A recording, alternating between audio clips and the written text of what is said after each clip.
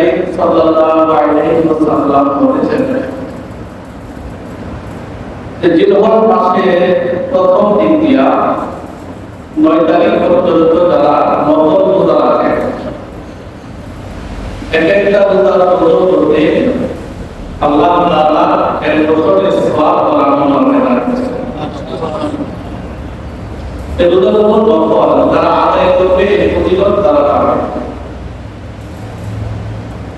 জিলহজ মাসের প্রথম 10 রাতে যারা ইবাদত বন্দেগী করবে, অন্যান্য মাসে তো নফল ইবাদত করা হয়, বাকি জিলহজের এই 10 রাতে যারা নফল ইবাদত করবে, হোক সেটা নফল নামাজ, হোক তেলাওয়াতে কোরআন, হোক জিকির আজকার, হোক নবী করিম সাল্লাল্লাহু আলাইহি ওয়াসাল্লামের শানে দুরূদ ও সালাত সালাম। আল্লাহ রাসূল সাল্লাল্লাহু আলাইহি ওয়াসাল্লাম বলেছেন, লাইলাতুল কদরে ইবাদত করার সওয়াব আল্লাহ তাআলা তার আমলনামায় দিয়ে দেন।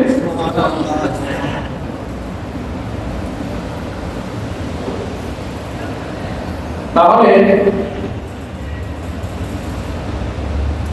জিলহজ মাস এটা নিছক অন্যান্য মাসের মতো নয়।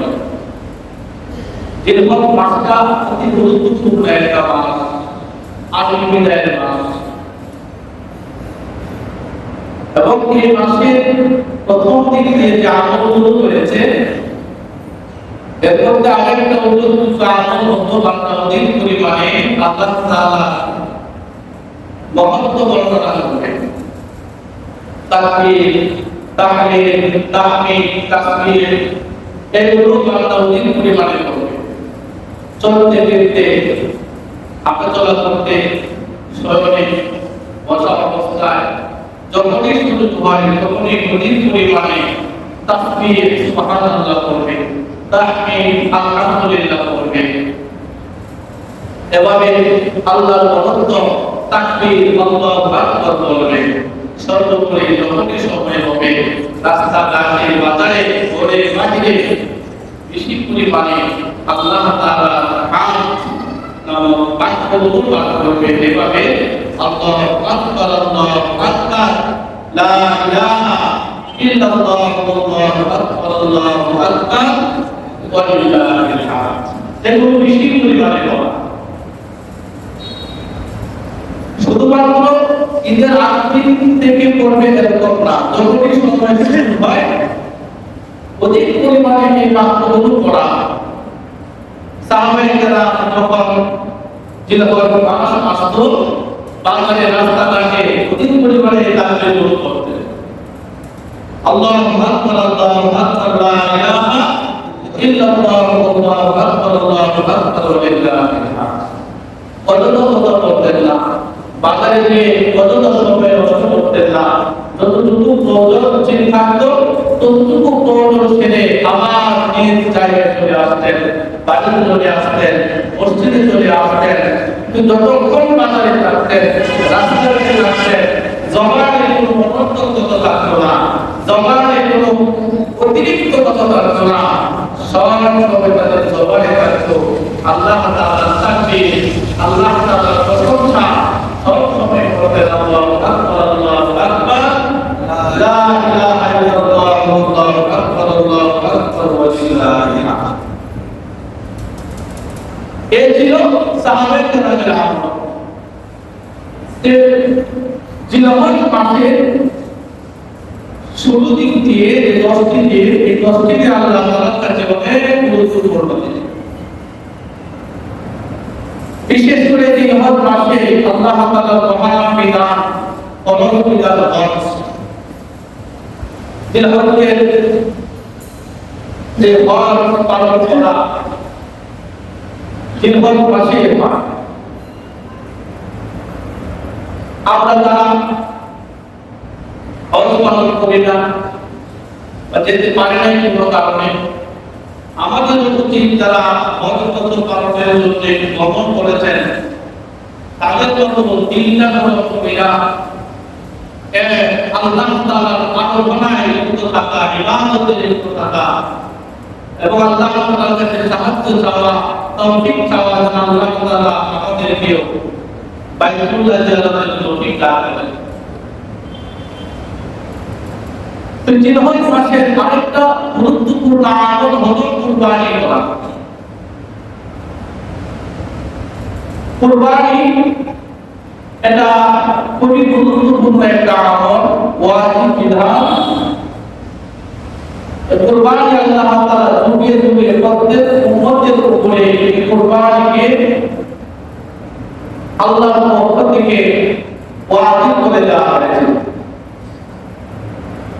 হযরত আদম আলাইহিস সালাম থেকে আমাদের পর্যন্ত কুরবানির বিধান প্রচলিত আছে।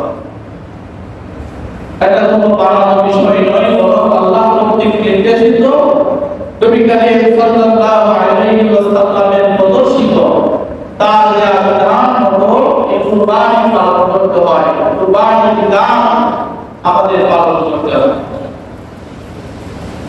আল্লাহ সুবহানাহু ওয়া তাআলা বলেন, ওয়া লিকুল্লি উম্মাতিন জাআলনা মানসাকা, প্রত্যেক উম্মতের জন্য আল্লাহ তাআলা কুরবানিকে নির্ধারিত করে দিয়েছেন, প্রত্যেক উম্মতের জন্য।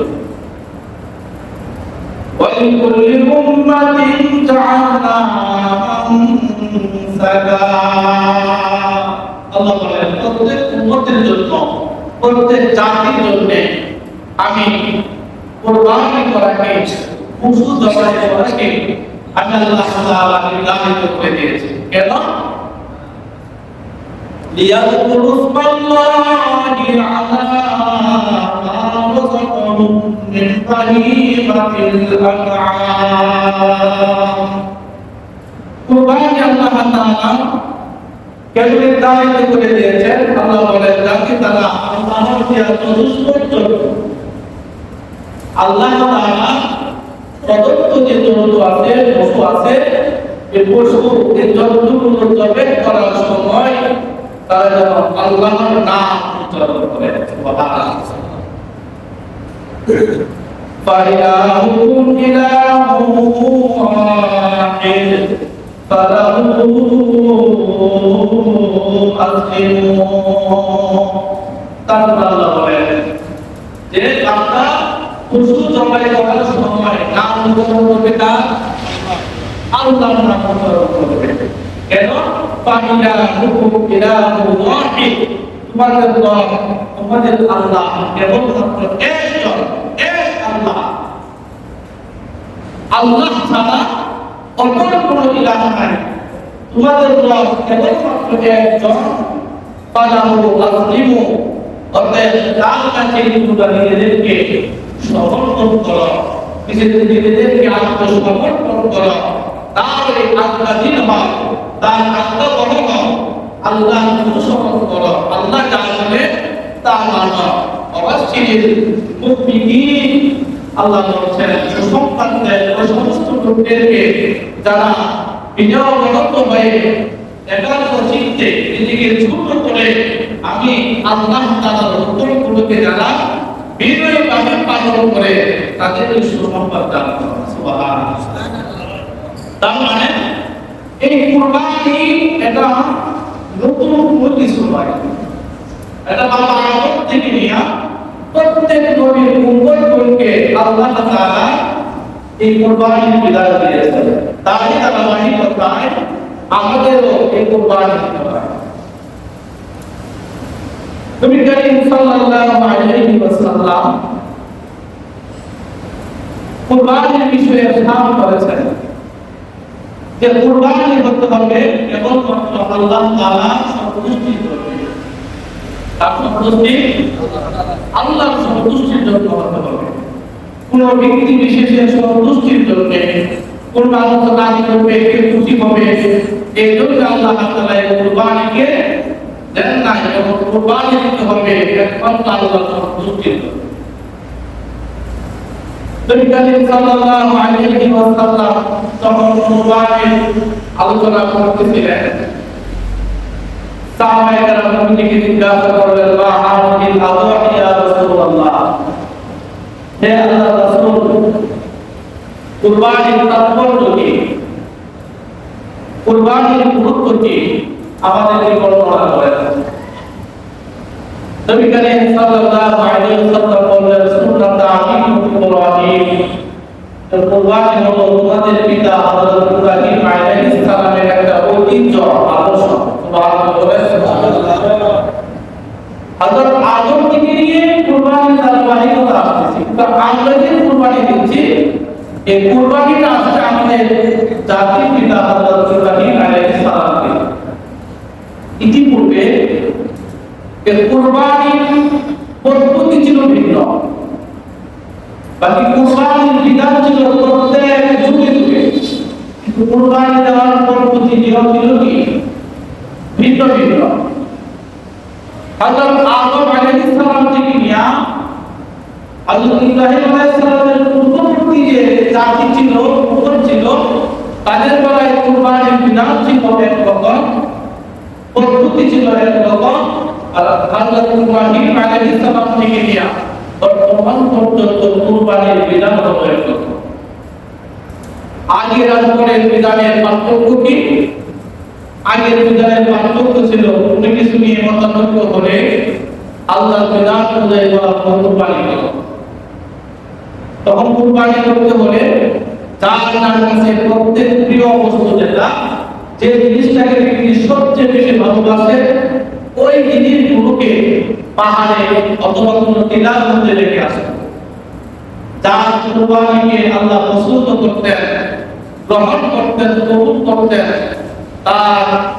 তার কিন্তু পাহাড়ে রেখে আসা বস্তুকে আসমান থেকে আগুন আইসার জ্বালায় পোড়ায় ছাড়কার করে জানটা পোড়ায় যেত মনে করা হতো তার কুরবানি আল্লাহর কাছে কবুল হয়ে গেছে। সুবহানাল্লাহ। আর তারটা পুরাইতো না, যেমন রাত করতে মনে থাকতো মনে করা হতো তার কুরবানি কবুল করা হয়নি। হযরত আদম আলাইহিস সালামের জামানায় তার দুই সন্তান হাবিল এবং কাবিলের কুরবানি আল্লাহ তাআলা বললেন একটা বিষয়ে যে কে কাকে বিবাহ করবে, কাহিনী তো আপনারা জানেন, ওদিকে যাব না, কাহিনী বলবো না। যে একটি মা এই মেয়েকে বিয়ে করবে, তৎকালীন জমানায় একটা নিয়ম ছিল যে একসাথে জন্ম নেওয়া ভাই বোন, পরবর্তীতে জন্ম নেওয়া ভাই বোন, আগের আর পরে এই উভয় ছেলে মেয়ের মধ্যে বিয়ে হবে। ঘটনাক্রমে আকরিমাকে কে বিয়ে করবে? আকরিমা ছিল কাবিলের আপন বোন, তারা একসাথে জন্মগ্রহণ করছে। নিয়ম অনুযায়ী হাবিল আকরিমাকে বিয়ে করবে। উভয় বাবা হলো। বাবা আদম আলাইহিস সালামের কাছে গেলেন, বাবা আদম সিদ্ধান্ত দিলেন আল্লাহ যে ফয়সালা দিয়েছে ওইটাই করতে হবে। তারা মানল না। তখন সিদ্ধান্ত দেওয়া হলো আল্লাহর জন্য তোমরা কুরবানি করো, যার কুরবানি কবুল হবে সেই আকরিমাকে বিবাহ করো। এবং যে কুরবানি হতে হবে কেবল আসল আল্লাহর আল্লাহ, এবং একদম নির্বেজাল প্রস্তুত হতে হবে, মনের দিক দিয়া ভালো মনের হতে হবে, সন্তুষ্ট করতে হবে আল্লাহকে। দুনিয়ার কারো সন্তুষ্টির জন্য না, আমি তো আল্লাহকে ভয় করতেন, আল্লাহর ভালোবাসা চাইতেন বিদায় সে পশু পালন করত। তার পশু থেকে একটা ভালো পশু, সবচেয়ে পছন্দনীয় পশুটাকে সে পাহাড়ের উপর রেখে আসে। তাদের কৃষিকাজ করত, কৃষিকাজ করার ফলে তার যে শস্য, ভালো ভালো শস্যকে আলাদা করে সুষম আকার শস্যগুলোকে সে আলাদা জন্মের কুরবানি দেওয়ার জন্য সে পাহাড়ের উপর রেখে আসে। দুইজনের মনের দিক দিয়ে পার্থক্য আছে না নাই? তাকে সবচেয়ে ভালো পশুটা রেখে আসছে, আমি সবচেয়ে ভালোটা রেখে আসছে, আর তাকে তার শস্যের সবচেয়ে নষ্ট যে শস্যগুলো আছে, সুষম আকার যে শস্য আছে, শস্যের দানা কিছু ভালো, কিছু খারাপ, এই সমস্ত শস্যগুলোকে একসাথে রাখছে। আল্লাহ তাআলা দেখছেন কার ভিতরে স্বচ্ছতা বেশি, কে আমি আল্লাহ ভালোবাসা বেশি পাইতে চায়, কোন কার বস্তুটা সবচেয়ে নিষ্ঠভাবে দেওয়া হয়েছে। আল্লাহ তাআলা হাবিলের কুরবানির উপরে আসমান থেকে আগুন পাঠিয়ে দিলেন।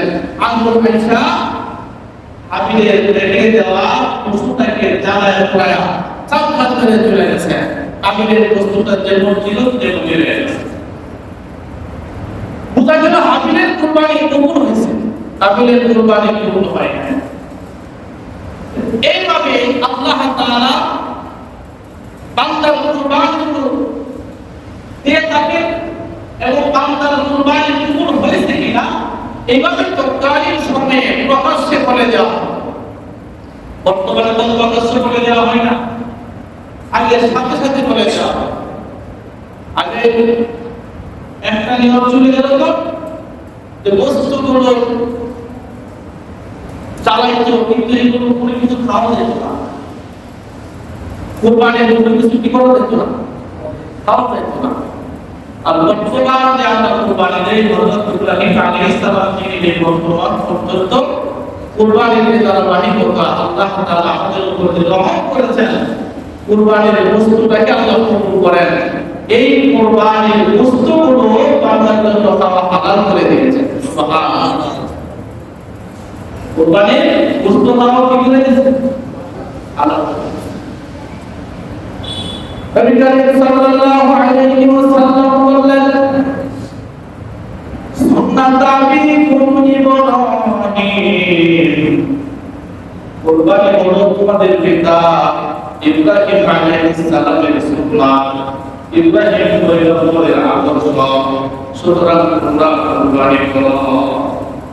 ইব্রাহিম আলাইহিস সালাম যেভাবে কুরবানির মাধ্যমে আনুগত্যের চরম পরাকাষ্ঠা প্রদর্শন করেছেন, তোমরা কুরবানির মাধ্যমে আল্লাহ তাআলা আনুগত্য প্রকাশ করবেন। সাহাবায়ে কেরাম জিজ্ঞাসা করলেন, ক্বালু ফামা লানা ফীহা ইয়া রাসূলুল্লাহ। সাহাবায়ে কেরাম জিজ্ঞাসা করলেন, ইয়া রাসূলুল্লাহ, কুরবানি করা বাবা ইব্রাহিমের আদর্শ, তার সুন্নাত ছিল, তার ঐতিহ্য ছিল, কিন্তু আমরা তো বাবা ইব্রাহিমের উপরটা তাহলে আমাদের কি উপকার এই কুরবানি করা? এটা তো বাবা ইব্রাহিমের আদর্শ ছিল, আমাদের না। আপনারা বললেন না, বলছেন না ইব্রাহিম আলাইহিস সালামের আদর্শ। ইব্রাহিম আলাইহিস সালাম কিভাবে কুরবানি করে আল্লাহর আনুগত্যের পরীক্ষা দিয়ে পাস করছেন, এজন্য এই কুরবানি আমরা করব। কিন্তু আমরা করলে আমাদের ফায়দাটা কি? ইব্রাহিম আলাইহিস সালাম অনেক আগে চলে গেছেন, আমরা তো আপনার উম্মত, আমাদের ফায়দা কি? নবী করিম সাল্লাল্লাহু আলাইহি ওয়াসাল্লাম বললেন, ক্বালা মিন কুল্লি শা'রাতিন হাসানা। নবী বললেন, কুরবানির পশু প্রত্যেকটি পশুর বিনিময়ে আল্লাহ তাআলা তোমাদেরকে সওয়াব দিবেন।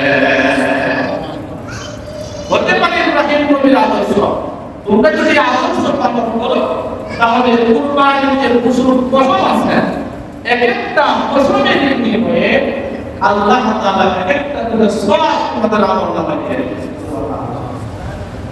এই একটা ফায়দা। কুরবানির পশুর প্রত্যেকটা পশমের বিনিময়ে একটা করে সওয়াব আল্লাহ তাআলা দিবেন। তারা কুরবানির গরুর মধ্যে পশম আছে না নাই, বেলার মধ্যে পশম আছে না নাই, যে সমস্ত পশুগুলোকে আল্লাহ তাআলা কুরবানি করার জন্য আমল করে দিয়েছেন, প্রত্যেকটি পশুর মধ্যে পশম আছে। গরুর কুরবানি, গরুর মধ্যে পশম আছে, উটের মধ্যে পশম আছে, ভেড়ার মধ্যে পশম আছে। আল্লাহ বলেন, প্রত্যেকটা পশমের বিনিময়ে একটা করে সওয়াব আল্লাহ তাআলা কুরবানির আমলনামার মধ্যে দিয়ে দিবেন। কথা বলে সাহাবায়ে কেরাম আশ্চর্য হয়ে গেলেন, ফাস্তাগফিরু ইয়া রাসূলুল্লাহ। সাহাবায়ে কেরাম আশ্চর্য হয়ে জিজ্ঞাসা করলেন, ওগো আল্লাহর রাসূল, বেলা মুসাফির পশুদের বেলা কি হুকুম? অনেক পছন্দ থাকে, ধূমপান করতে তো অনেক পছন্দ থাকে, তাহলে ভেড়ার মধ্যে যে পরিমাণ পছন্দ, ধূমপান করতে যে পরিমাণ পছন্দ, সেই পরিমাণ সওয়াবকে আল্লাহ তাআলা দিবেন। নবী সাল্লাল্লাহু আলাইহি ওয়াসাল্লাম জবাব দিলেন, "ওয়ালাহি ইশতারাতে মিনাস সাওকি হাসান।" আপনারা ওই ধূমপান করতে যে সমস্ত পছন্দ আছে, ওই পছন্দের বিনিময়ে আল্লাহ তাআলা সওয়াব দিয়ে দিবেন। সুবহানাল্লাহ। এই সওয়াব তার আমল করতে করতে হবে, শুধু তাই পূর্বে তার কুরবানির সময় কুরবানির গোশতগুলো তুলে দিছো, জাগতিক জীবনে বান্দা লাভবান হতে পারতো না, চলেছে তার হতে পারতো না, কুরবানির পশুর গোশত শিখতে পারতো না, চামড়া ব্যবহার করতে পারতো না, জামায় সাদকা করে দিত। কিন্তু আল্লাহ তাআলা নবী সাল্লাল্লাহু আলাইহি ওয়াসাল্লামের জন্য এই রকম ভাবে নিয়ামত দিয়ে অনুগ্রহ করেন যে কুরবানি দিবে, কুরবানির পশমের বিনিময়ে তো সওয়াব সে পাবে, কুরবানির গোশতগুলো সে খেতে পারবে, তার আত্মীয়স্বজন কুরবানির গোশতগুলো খাবে, গরিব মিসকিন ধনী করে সবাই গোশতগুলো খেয়ে আল্লাহ তাআলার উপরের নিয়ামতের প্রশংসা করবে। সুবহানাল্লাহ। কোন কিছুই বাদ নাই, প্রত্যেকটা জিনিসেই উপকারী। সুবহানাল্লাহ বলেন। নবী বলেন, সুলতান ওয়া আল্লাহু ইয়াতি ইয়াউমাল কিয়ামতি বিকুরুনিহা ওয়া সাআলিহা ওয়া আল্লাহিহা ওয়া সাবিরা। কুরবানি যারা দিবে, এই কুরবানির বস্তুগুলো তারা রাখে দামে নয়, কিয়ামতের ময়দানে কুরবানির জন্তুটাকে আল্লাহ তাআলার সামনে হাজির করা হবে। যে বান্দা যে জন্তুটা কুরবানি করেছে, ভেড়া হলে ভেড়া, বকরি হলে বকরি, দুম্বা হলে দুম্বা, গরু মহিষ উট বলে এই সমস্ত পশুকে কুরবানি করবে, কিয়ামতের ময়দানে এই পশুগুলোকে আল্লাহ তাআলার সামনে হাজির করা হবে। কেন হাজির করা হবে? বিকুরুনিহা ওয়া সাআলিহা ওয়া আযলামিহা, কুরবানির পশুর রূপ সহ, কুরবানির শিং রূপ সহ যে মুক্তির কুরবানি জবাই করা হয়েছে, সেই কুরবানির পশু সহ রাখি সহ আল্লাহ তাআলার সামনে উপস্থিত করা হবে। উপস্থিত হইয়া কুরবানির পশু আর কুরবান এই শিং আর রূপকে 70 গুণ বেশি ইয়া বান্দার আমলনামার মধ্যে ওজন করে দেওয়া হবে। তার আমলনামা যখন মাপ দেওয়া হবে, তার আমলনামার পাল্লায় এই কুরবানির জন্তুটাকে কি করা হবে? ওজন করা হবে। আর নেকির পাল্লা আল্লাহ তাআলা ভারী করে দিবেন এই কুরবানির জন্তু। নবী করিম সাল্লাল্লাহু আলাইহি ওয়াসাল্লাম বলেছেন, কুরবানির পশু যারা কুরবানি দিবে, কুরবানি দেওয়ার সাথে সাথে পশুটাকে যখন জবাই করা হবে, পশুটাকে যখন জমিনের মধ্যে ঝুলানো হবে, বলেন তো এই পশুর গলা, এই পশুর গলা আর জমিনের মধ্যে যতটুকু দূরত্ব থাকে, পশুটাকে যদি শোয়ানো হয়, শোয়াই তো জবাই করতে হয়। কি বলেন? কেবলমাত্র কোনকে দান করায় নাহাত করতে হয়, নাহা। এজন্য আল্লাহ কোরআনে বলেছেন, ফাসাল্লি লিরাব্বিকা, বলেন না, ফাসাল্লি লিরাব্বিকা ওয়ানহার, ইন্না ফিল মুদাসসারা, ফাসাল্লি লিরাব্বিকা ওয়ানহার। হে নবী, ফাসাল্লি লিরাব্বিকা, আপনি আপনার রবের নামে নামাজ পড়েন, ওয়ানহার, নহর করেন। নহর হলো কোন কুরবানি করা, কি করা? কোন কুরবানি করা, উটকে দাঁড়ানো অবস্থায়, এক ধরনের জন্তু আছে, দাঁড়ানো অবস্থায় তার গলার মধ্যে এভাবে আঘাত করতে হয়, আঘাত করে দাঁড়ানো অবস্থায় এখান থেকে তার রক রাখতে হয়। এজন্য বলা হয়েছে ওয়ানহা, কথা বলে। কোন যেহেতু দাঁড়ানো, তার গলা থেকে জমিনটা একটু দূরে, কিন্তু মহিষ, গরু, ভেড়া, বকরি, দুম্বা এগুলোকে জবাই করলে জমিনের মধ্যে সহায় করতে হয়, তখন তার গলাটা জমিটা কোথায় তুলব, কত এক হাত দূর হবে না, হবে হবে না। আল্লাহ রাসূল বলেন যারা একনিষ্ঠভাবে আল্লাহকে সন্তুষ্ট করার জন্য আল্লাহর জন্য পশু কুরবানি করবে, এই কুরবানির জন্তুর রক্ত জমিনে পড়ার আগে আল্লাহ তার জীবনের সবগুলো তাবাহ করে দেবে। অনেক সময় লাগবে নাকি? তার গলা থেকে রক্তটা জমিনে পড়তে অন্তত কয়েক সময় তো লাগে। বুঝতে পারলেন? হ্যাঁ, গলা থেকে রক্তটা জমিনে পড়লে কয়েক সময় লাগবে না? লাগবে? বেশি সময় লাগে, 1 সেকেন্ড তো লাগবে না। কি বলেন? আল্লাহ রাসূল বলেন জমিনে এই রক্ত পড়ার আগে আল্লাহকে বান্দার গুনাহগুলো মাফ করে দিবেন। সুবহানাল্লাহ, সুবহানাল্লাহ। আম্মা জান আয়েশা রাদিয়াল্লাহু তাআলা আনহা কুরবানি দিয়েছেন, সাহাবায়ে কেরাম কুরবানি দিয়েছেন, আল্লাহ তাআলা নেককার বান্দাদের কুরবানি দিয়েছেন।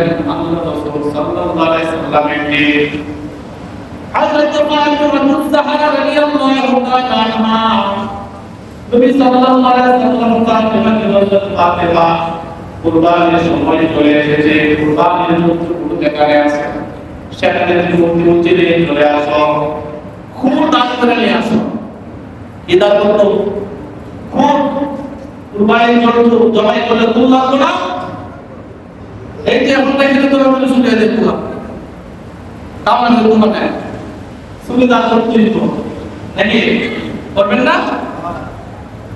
আল্লাহ রাসূল হযরত ফাতিমাকে বললেন, ফাতিমা কুরবানি করতে হবে, তোমার জন্য কুরবানির জন্তু আনা হয়েছে, আমার জন্য কুরবানির জন্তু আনা হয়েছে, আলীর জন্য কুরবানির জন্তু আনা হয়েছে, আমার কুরবানির জন্য কুরবানির জন্তু আনা হয়েছে।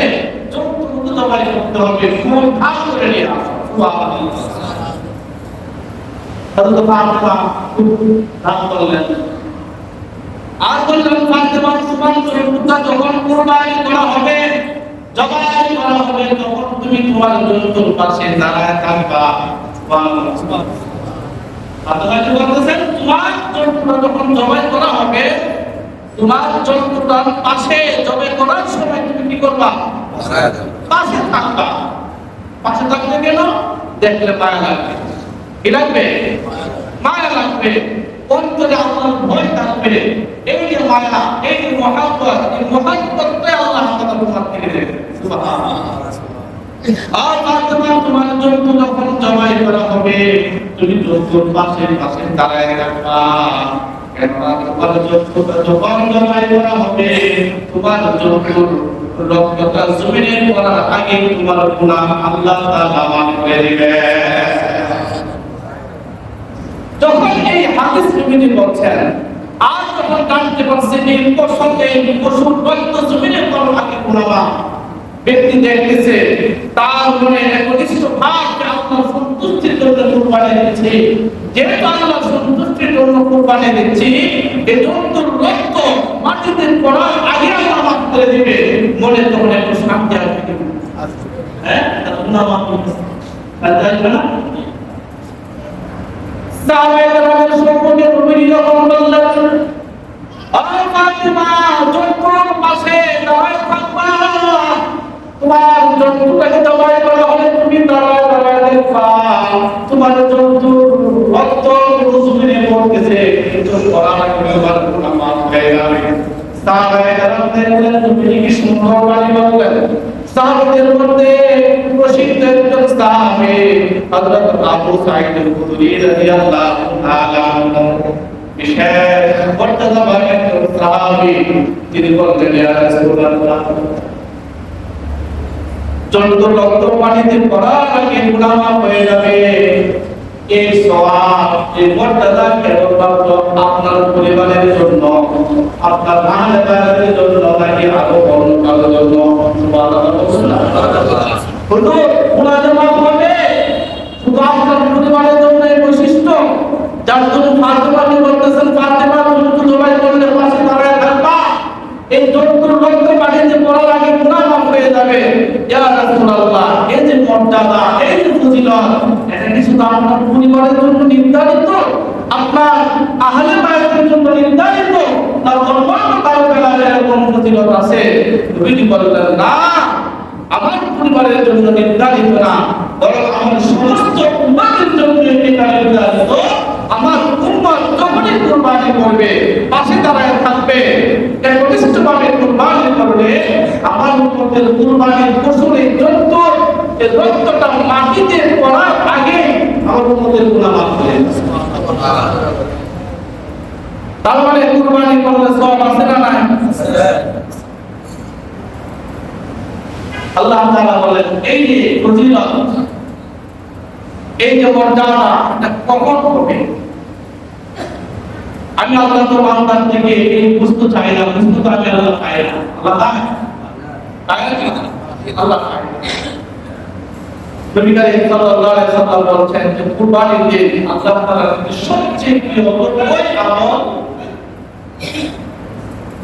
যে বান্দা কুরবানির দিন তার প্রিয় বস্তু কুরবানির জন্যটাকে আল্লাহর জন্য কুরবানি করবে। আল্লাহর কাছে এই কাজটাই সবচেয়ে বেশি প্রিয়।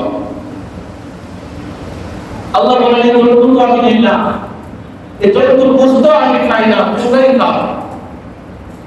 আমি আল্লাহ তাআলার কাছে এই জন্তুর বস্তু পৌঁছে না, রক্ত পৌঁছে না, কোনো কিছুই পৌঁছে না। আমি আল্লাহ তাআলা দেখি তোমাদের মনটা কি বলে, কুরবানিটা কেন দিচ্ছ? যদি আমি আল্লাহর সন্তুষ্টির জন্য দিয়ে থাকো, তাহলে তোমার গুনাহ মাফ হয়ে যাবে, রক্ত মাটিতে পড়া লাগে। সুবহানাল্লাহ। আল্লাহ রাব্বুল আলামিন বলেন লা ইলাহা ইল্লাল্লাহু রুহুহা ওয়া লা দিমাউহা ওয়ালাকিন ইয়ানালুহুত তাকওয়া মিনকুম কাযালিকা সাখখারাহা লাকুম লিতুকাব্বিরুল্লাহা আলা মা হাদাকুম ওয়া বাশশিরিল মুহসিনিন। আল্লাহ বলেন যাই আল্লাহর কাছে কুরবানির জন্য বস্তু পৌঁছে না, রক্ত পৌঁছে না, আমি আল্লাহ দেখি তার মনের তাকওয়া, মানসিক কুরবানি কেন দিচ্ছে, তার এত টাকা পয়সা কেন নষ্ট করতেছে, আমি আল্লাহর সন্তুষ্টির জন্য, আমি আল্লাহর হুকুম কি বিধান পালন করার জন্য, তার যশ কীর্তির জন্য, সম্মানের জন্য, মানুষ কি বলবে এই কথার জন্য আমি আল্লাহর কাছে বস্তু পৌঁছে না, রক্ত পৌঁছে না। রব্বুল আলামিন বলেন বান্দাদের জন্য কাযালিকা সাখখারাহা লাকুম লিতুকাব্বিরুল্লাহা আলা মা হাদাকুম। একটা উট বিশাল বড় একটা গরু মহিষ অনেক বড়, মানুষ ইচ্ছা করলে একটা গরুকে শোয়াইতে পারবে না, মহিষকে শোয়াইতে পারবে না। মহিষ যদি একটু নাড়াচাড়া করে যখন ক্ষমতা নাই তাকে শোয়ানো, কি বলে কোনো ক্ষমতা নাই। মোবাইলে দিচ্ছি একটা কাহিনী, একটা লোক মোটরসাইকেল নিয়ে আসতেছে, সিসি ক্যামেরা চালানো, মোটরসাইকেল নিয়ে খালি বাড়ির পাশে মোটরসাইকেলটা দাঁড় করেছে, একটা বড় গরু বিশাল বড় শিংগলা আইসা মোটরসাইকেলটা দাঁড় করেছে, এই গরুর দিকে কাম মোটরসাইকেল সে নেমে গেছে, দাওয়ার সাথে সাথে গরু আইসা একটা পাতা উঠায় গেছে। এই যে আঘাত করতেছে গরু, একটু উঠে আবার আঘাত করে পালায় দেয়। 10-12 জন মানুষ পাশে পাশে থেকে বাইরে আসছে, আয়া দূর থেকে 10 ফুট থেকে ইন্ডিয়া গরুর উপরে ছাড়তেছে, গরু তো লড়ে না। কোনো মানুষ ভয়ে তার কাছে যাচ্ছে না, কোনো কিছু করতে পারতেছে না।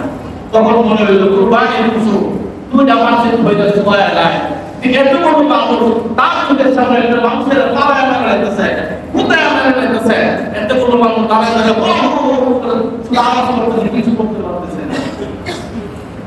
তখন বলেছে আল্লাহ তাআলা এই আয়াত কেন নাযিল করেছে, কাযালিকা সাখখারাহা লাকুম লিতুকাব্বিরুল্লাহা আলা মা হাদাকুম। আল্লাহ বলেন এইভাবে আমি জন্তুগুলোকে তোমাদের বশ করে দিয়েছি। সুবহানাল্লাহ বলেন, কি করে দিয়েছে? বশ করে দিয়েছে। যারা পুরো কাবিল দুধ দহন করে, যারা দুধ বিক্রি করে, দুধ কিনে দিয়েছে দোয়া আসলে এরকম, হ্যাঁ কোনো যদি একটু এদিক সেদিক করে কোনো ক্ষমতা নাই একটা দুধ আয় করা, পাবো একটা লাখ দিয়ে বাকি দাঁড়ায় চাইতে পারবে না। কিন্তু আল্লাহ তাআলা এর ভিতরে মানুষের রিজিক রাখছেন, যার দরুন গাভীর গোলানে দৌড়ার সাথে সাথে গাভীটা শান্ত হয়ে যায়, নির্বিঘ্নে সে দুধ দহন করতে পারে। এটা কে বলছেন? আল্লাহ।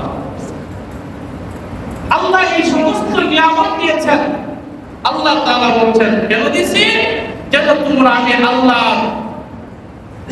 তাকবীর আমি আল্লাহর বড়ত্ব জ্ঞাপন করতে পারো। সঠিক মুসলিম যারা আমাদের বিধানগুলোকে সঠিকভাবে পালন করবে সৎকর্মশীল এদেরকে আল্লাহ রাসূল সাল্লাল্লাহু আলাইহি ওয়াসাল্লামকে বলছেন ওই সমস্ত লোকদেরকে আপনি সুসংবাদ দান করুন। সুবহানাল্লাহ। তাহলে কুরবানি এটা একটা ওয়াজিব আমল। কি আমল? বলেন না কি আমল? আরে দুজনে কোন কি আমল? ওয়াজিব আমল। যাদের সামর্থ্য আছে তারা কুরবানি দিবে এবং এটা ইবাদত মনে করে দিবে। কি মনে করে? সামাজিক রুসুম রেওয়াজ নীতি মনে করে না। যে এটা ইবাদত, ইবাদতের নিয়মে কুরবানি দিতে হবে। সামাজিক কোন রীতিনীতির জন্য এটা দেওয়া যাবে না। দিয়ে শুধু মুস্তারাইতে পারবেন কিন্তু কুরবানি হবে না। কি হবে না? কুরবানি হবে না। কুরবানি তারা দিবে। কুরবানি ওই সমস্ত লোকেরাই দিবে যাদের উপরে যাকাত ফরজ। কয়েকদিনের শেষ করতেছি আগে বুঝেন। কুরবানি যাদের উপরে যাকাত ফরজ তাদের উপরে কুরবানি ওয়াজিব। বলেন যাদের উপরে যাকাত ফরজ ওয়াজিব। তাদের উপরে কি ওয়াজিব? ওয়াজিব। কুরবানি ওয়াজিব। যাকাত আর কুরবানির ফরজ বা ওয়াজিব হওয়ার পার্থক্য হলো যাকাত তখনই ফরজ হবে যখন নেশাব পরিমাণ টাকা সবসময় বলি 7.5 তোলা 7.5 ভরি স্বর্ণ অথবা 12.5 ভরি রূপার পরিমাণ টাকা পয়সা যদি থাকে তার প্রয়োজন অতিরিক্ত প্রয়োজনের অতিরিক্ত যদি থাকে যাকাত খরচ হবে যদি এগুলো 1 বছর পর্যন্ত তার কাছে থাকে তখন খরচ। আর কুরবানি ওয়াজিব হবে তার উপরে 1 বছর টাকা খরচ না। কুরবানির দিন হচ্ছে ঈদ। কুরবানির দিন কয় দিন? কি দিন? জিলহজ মাসের 10 তারিখ 11 তারিখ 12 তারিখ আসর পর্যন্ত বাকিরা পর্যন্ত 10 তারিখ 15 দিন 11 তারিখ 15 দিন 12 তারিখ বাকিরা আজানের আগে পর্যন্ত এই 3 দিন যদি কারো কাছে 7.5 কোটি স্বর্ণ সর্বোপরি মাত্রায় পয়সা প্রয়োজনের অতিরিক্ত যদি থাকে অথবা 52 কোটি রূপার সর্বোপরি মাত্রা পয়সা যদি থাকে অথবা দুইটা মিলায়া কিছু মিলায়া যদি এই পরিমাণ টাকা পয়সা থাকে প্রয়োজনের অতিরিক্ত তখন তার উপরে কুরবানি দেওয়া উচিত। বুঝতে পারলা? হ্যাঁ কুরবানির মানে জিলহজ মাসের 10 তারিখ 11 তারিখ 12 তারিখ এই 3 দিন যদি এই পরিমাণ টাকা লাগে হয় এই পরিমাণ টাকা কি বর্তমানে বাজার দর অনুযায়ী মনে হয় সর্বনিম্ন 1,80,000 বা 90 হতে পারে। আপনার কোনো বড় ঋণ নাই প্রয়োজনের বাহিরে আপনার কাছে যদি এই পরিমাণ টাকা থাকে তাহলে আপনি একটা কুরবানি দিতে পারবেন। দিতে পারবেন? কুরবানি দিতে পারবেন যদি এই 3 দিনের মধ্যে যদি থাকে। তো আমরা তো এখন কি আপনার গোল মনে করেন 10 তারিখে আপনি মালিক হয়েছেন তাহলে কুরবানি দিন করে কখন কিনবেন? 3 দিন টাইম আছে না? এর ভিতরে কি লাগাই দিব? আপনার যাদের কাছে টাকাগুলো আছে ওদের তো আগে জানা আছে আমাদের যে কোনো টাকা আছে অসুবিধা নেই কোরবানি দেওয়া যাবে। এজন্য তো 10 তারিখের আগে থেকে কুরবানি পশু জন্তু কিনা শুরু হয়ে যায়। কি বলেন তাই না? তো এই পরিমাণ টাকা পয়সা দেখেন সমাজের অধিকাংশ মানুষের কাছে থাকে। অধিকাংশ মানুষের কাছে এই পরিমাণ টাকা পয়সা থাকে। যেমন যাকাত দেওয়া তাদের উপরে খরচ থাকে, কুরবানি দেওয়াটা এরকম ওয়াজিব থাকে। কিন্তু অনেকেই এই কুরবানিটা দেয় না, অবহেলা দেয় না। বলে এত টাকা কেন দিব? আপনার কিন্তু 1 লক্ষ টাকা দিয়ে কুরবানির জন্য দিতে হবে না। আপনি কুরবানির জন্তুর সর্বনিম্ন স্তরের যেটা আছে ওটাই দেন, অসুবিধা কি? রাসূল সাল্লাল্লাহু আলাইহি ওয়াসাল্লাম বলেন যে কুরবানির জন্তুর গোশতগুলো মানুষ খাইতে পারে, তার রক্তগুলো আল্লাহ তাআলার কাছে হাজির হবে, তার হাড়গুলো আল্লাহর কাছে হাজির হবে। কুরবানির জন্তুর শিং সহ কুরবানির জন্তুটাকে হাজির করা হবে। কাজে তোমরা আতিবু বিহা আসাম, তোমরা আনন্দ চিত্তে খুশি মনে তোমরা কুরবানি করো। কাজে যাদের উপরে কুরবানি ওয়াজিব কেউ যেন এই ওয়াজিব আমল করা থেকে বিরত না থাকে। তো পশু কোনটা কত বছরের জন্য কোন পশু কুরবানি করতে হবে কুরবানি হলো উট যারা করে 5 বছর লাগবে, সর্বনিম্ন 5 বছর। কয় বছর? 5 বছর। গরু মহিষ সর্বনিম্ন 2 বছর, সর্বনিম্ন 2 বছর হতে হবে। তারা গরু পালেন, নিয়ত করছেন কুরবানির দিকে হাতে বিক্রি করবেন, আপনি বলে দিবেন যে আমার এই পশু এই গরুর অথবা মহিষের বয়স কিন্তু এত। যারা কুরবানি দিবে তাদেরকে আপনি অবশ্যই বলবেন যে আমার কুরবানির পশুর বয়স এত। মিছা কথা কইয়া 1.5 বছর একটা 2 বছর কইয়া না আমার কি হবে? কারণ একটা লোক কুরবানি দিবে তার ইবাদত পালন করবে, যদি 2 বছর কম হয় তাহলে তার কুরবানি হবে না। এজন্য অভিজ্ঞ যারা চালায় বুঝিয়ে গরু নিয়ে তারপরে কুরবানির পশু তৈরি করবেন। ভেড়া বকরি এগুলো সর্বনিম্ন 1 বছর হতে হবে। খাসি সর্বনিম্ন কত বছর? 1 বছর হতে হবে। তবে দুম্বা এগুলো যদি দুম্বা তো আমার দেশে দেয় না, তখন রইল বলা তো ভেড়া বকরি এগুলো সর্বনিম্ন 1 বছর হতে হবে। আর গরু মহিষ সর্বনিম্ন কত? 2 বছর হতে হবে। একদম নির্ভেজাল, কোনো খুব নাই এরকম পশু জবাই করতে হবে। অনেক পশু আপনার শিং আছে কিন্তু ভাঙে গেছে, আছে না? এরকম একবারে আপনার মুখ থেকে ভাঙে গেছে, গা আন্দাজ না যদি মস্তিষ্ক বিকৃত হয়ে যায়, পাগলের মতো আচার ব্যবহার থাকে, হ্যাঁ, তখন ওই পশু কুরবানি হবে না। এমন জমিনে খাইতে কিছু কুরবানি হবে না। যে পশুর লেজ কাটা 3 ভাগের, হ্যাঁ, 20 ভাগের লেজ কাটা, ওই পশু দিয়ে কুরবানি হবে না। যে পশুর কান কাটা, অধিকাংশ কান কাটা, অধিকাংশ কান কাটা, ওই পশু দিয়ে হবে না। যে পশু লেঙ্গা গোলা হাইটা লেঙ্গা কুরবানি দিবে, জবাই করবে, মানে যাওয়ার মতো সম্পর্ক নাই, সৌজন্য মিলে আগে দেওয়া লাগে, এরকম পশু কুরবানি হবে না। এমনি জবাই করে সাধারণ বুঝতে পারতে পারবে, কিন্তু কুরবানি হবে না। কথা বুঝছেন? আবার টাকা একটু কম দিতে যায়, লেঙ্গা গোলা বাড়াই দেন না, এটা কুরবানি দেন না। কম টাকা দিতে পারে না, মনে তো বুঝতে পারবেন নাকি? এমন করা যাবে না, যেহেতু ইবাদতের নিয়মে আপনার কাজটা করতে হবে। কথা বুঝতে পারছেন? কেন কুরবানির এই সংক্ষিপ্ত একটা কথা বললাম। আর সর্বশেষ কথা হলো আমরা জিলহজ্জের 10 তারিখের আগের দিন 9 জিলহজ ইয়াউমে আরাফা, কি বলে? ইয়াউমে আরাফা, আরাফার দিবস। ওই আরাফার দিবসে রোজা রাখা একটা নফল ইবাদত। আল্লাহ রাসূল বলেন যে ব্যক্তি জিলহজ্জের 9 তারিখে ইয়াউমুন নাহর আরাফার দিবসে যারা রোজা রাখবে, আগের উপরে বছরের গুনাহ আল্লাহ তাআলা মাফ করে দিবেন। যারা পারি ওই দিনটা রাখার চেষ্টা করবে ইনশাআল্লাহ। আর 9 তারিখ ফজরের পর থেকে নিয়ে জিলহজ্জের 13 তারিখ আসর পর্যন্ত প্রত্যেক নামাজের পরে একবার তাসবিহ পাঠ করা, তাকবীরে তাসবিহ পাঠ করা ওয়াজিব। আল্লাহু আকবার, আল্লাহু আকবার, লা ইলাহা ইল্লাল্লাহ, আল্লাহু আকবার, আল্লাহু আকবার, ওয়ালিল্লাহিল হামদ। এটা নারী পুরুষ বালেগ বালেগা সবাই করবে, পুরুষেরা করবে, মহিলারা আলাদা করবে। দাঁড়ার জায়গায় যেখানে 5 ওয়াক্ত নামাজ পড়বে, ফরজ নামাজের পরে এটা অন্তত একবার পড়া ওয়াজিব। একবার পড়া ওয়াজিব, একবার পড়া ওয়াজিব। যদি কোনো কারণে এই আমল করতে না পারে, ভুলে গেছেন না, ইমাম সাল্লাল্লাহু আলাইহি ওয়াসাল্লাম কি অন্তত ভুলে গেছে না, মুসলিমরা স্মরণ করে দেবে। ইমাম করতে পারছে না, মুসলিমরা করতে পারছে না, বেগে হয়ে গেছে, করতে পারে না, এটা তাজা নাই, এটা তাজা নাই। আল্লাহ তওবা করতে হবে, আল্লাহ আমি ভুলে আমি করতে পারি না, আমাকে মাফ করে দেন, তওবা করতে হবে। আমরা বড় থাকলে ইনশাআল্লাহ কুরবানির পশু জন্তু জাতদারের পশু যারা কুরবানি দিবে তাদের নিজেরাই জবাই করা উত্তম। নিজ পশু নিজ জবাই করে কি উত্তম। এই বস্তুগুলোকে মুস্তাহাব ভাবে আপনি বন্টন করবেন। বস্তুগুলো 3 ভাগ, একবার নিজে, একবার আত্মীয়স্বজন, আরেকবার গরিব মিসকিন যারা আছে এদেরকে দিবেন।